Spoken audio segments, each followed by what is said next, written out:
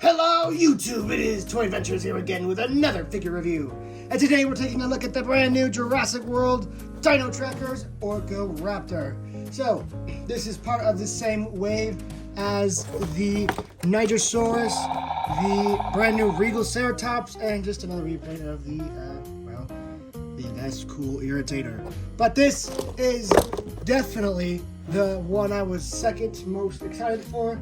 Typically, I was kind of more excited for the Nigersaurus just because I love herbivores and I like sauropods and I always like adding to herds. But when I saw this one, I knew immediately I had to have it. This is definitely the second favorite of the wave. This is the Orkoraptor. Now, while I'm not, again, familiar with this specific dinosaur, it's another obscure one. It is a really cool looking one, and I'm definitely going to be looking this one up. Maybe even between the video, just to get a good look at this guy and learn a lot more about it. So, this is from, of course, Dino Trackers. Now, for these smaller ones, they don't really include anything Dino Tracker specific, like no capture gear or tracking gear or whatnot. These are just your standard, just dinosaur packages. So, kind of strange why they keep the Dino Trackers label on there. You have this typical blue and beta right there, Jurassic World. Says levels of aggression, which means depending on how much you turn the knob on the back, it will do different activities or different sounds. I mean, taking a look here, it is a winter dinosaur or a taiga biome, whatever you would call that, kind of snowy mountainous areas. And you can tell just by seeing all these little implied sculpted feathers. So really, really cool. That's a unique dinosaur that I noticed we're getting a lot of now, which are winter themed dinosaurs, not quite Ice Age, but winter themed, and I'm all here for it. We already kind of took a look at the back of the packaging. It just kind of shows what it does and shows the others in the wave. So pretty standard packaging for this guy. Just says Jurassic World on that side. So yeah, let's go ahead and take a look at the Orkoraptor. And now that we have him out of the packaging, I'm starting to think this might be actually my favorite from the wave.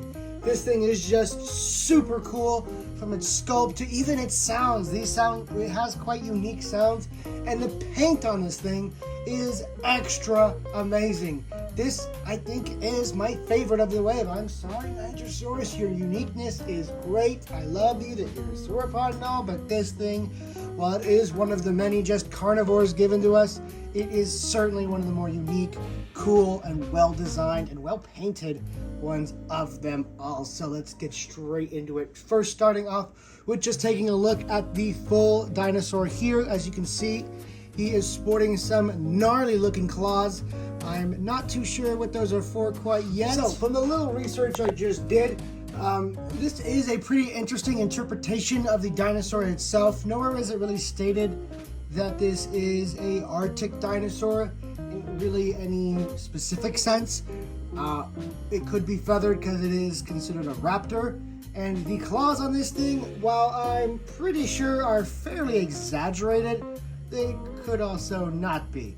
It's just, it depends on really what artist rendition you look at. It seems Orkoraptor burkai, I think it's called, is the genus this is supposed to be.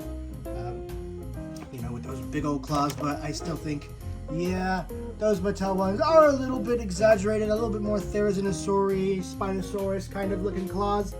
And it does come off a little too big for this, but at the same time, it does look pretty cool, doesn't it?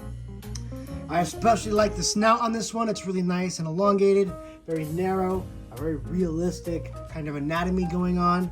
And the molded in feathers, while not really painted or given any definition of their own, still look really nice and offers a great opportunity for repainters.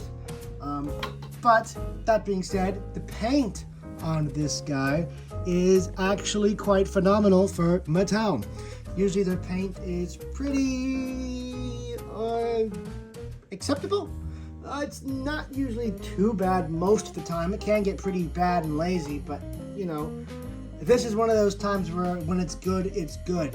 This is a wonderful color scheme going on here. We have a beautiful, really dark OD green mane for the front half of the body, leading up into the jaw where it turns into this much more dark charcoal gray. And for the back body, it looks to be a more dark bluish black going on for the back body where it has a really lovely white striping for the tail. That's something I really like to see on dinosaur designs in general, is striping on the tail, and to see that Mattel, who usually don't paint the tails in the first place, actually went through and did that. It makes this figure extra special to me. It feels like they really had fun with this and they really like this species, and I really like it too, so it's kind of a contagious admiration for this species because I didn't know anything about it.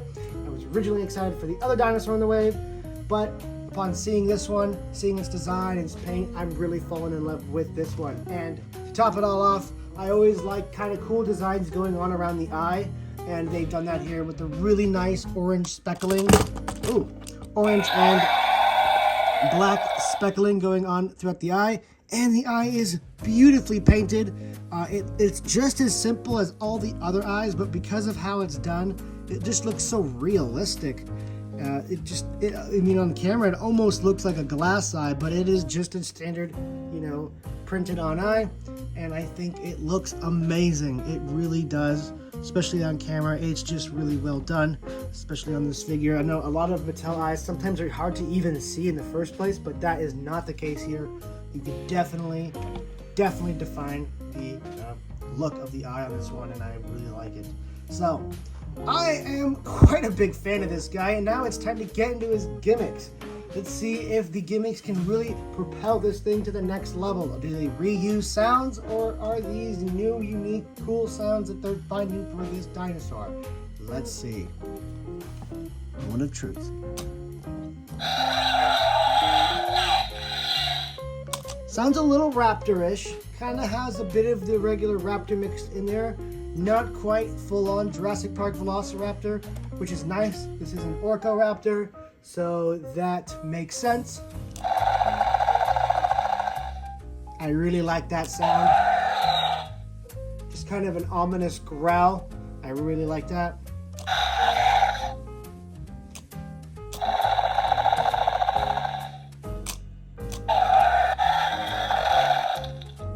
That one sounds just like an attack sound.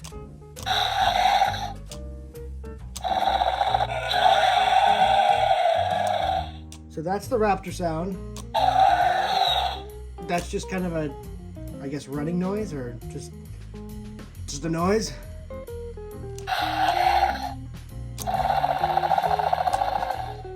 So the two halfway points are either or. I guess that is a halfway point too. I guess it's not really where you put your finger on, but really just how far you move it, or how often you move it. I guess it's just a cycle.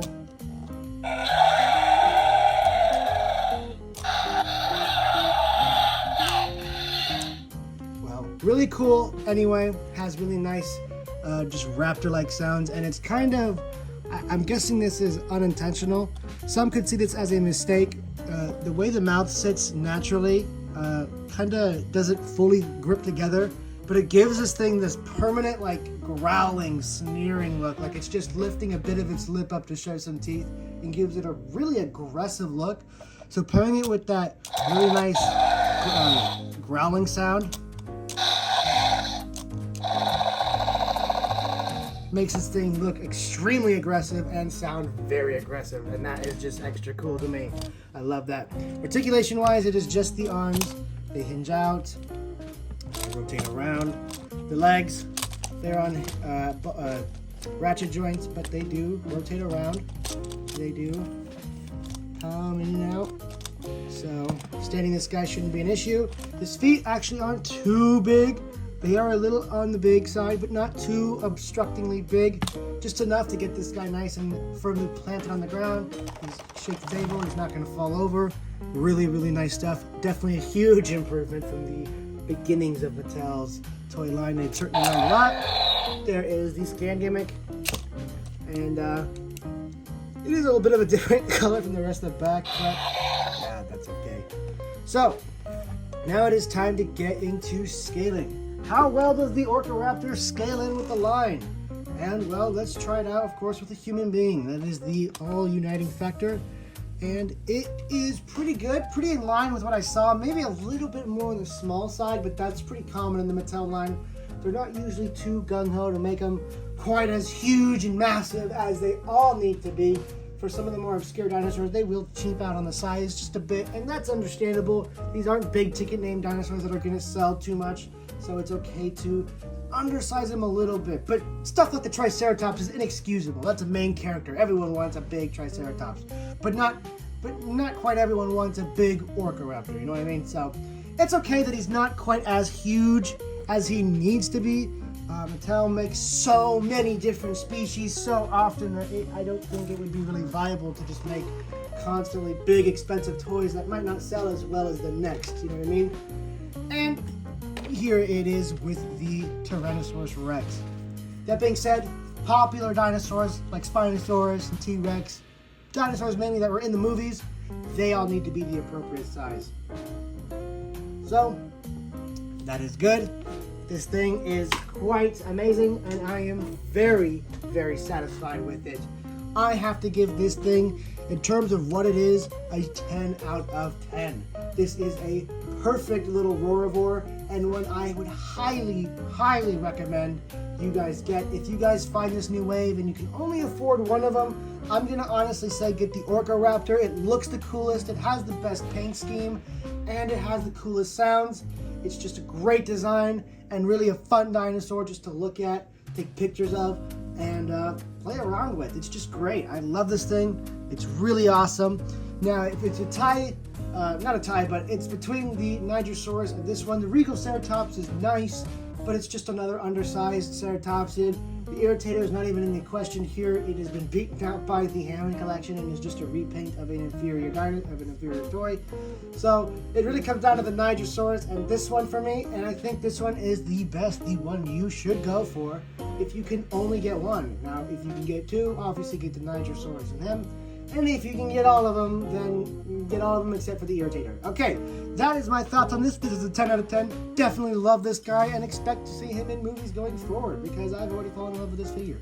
Anyway, guys, that has been it for this review. Thank you all so much for watching, and this has been Toy Adventures, signing out. Peace!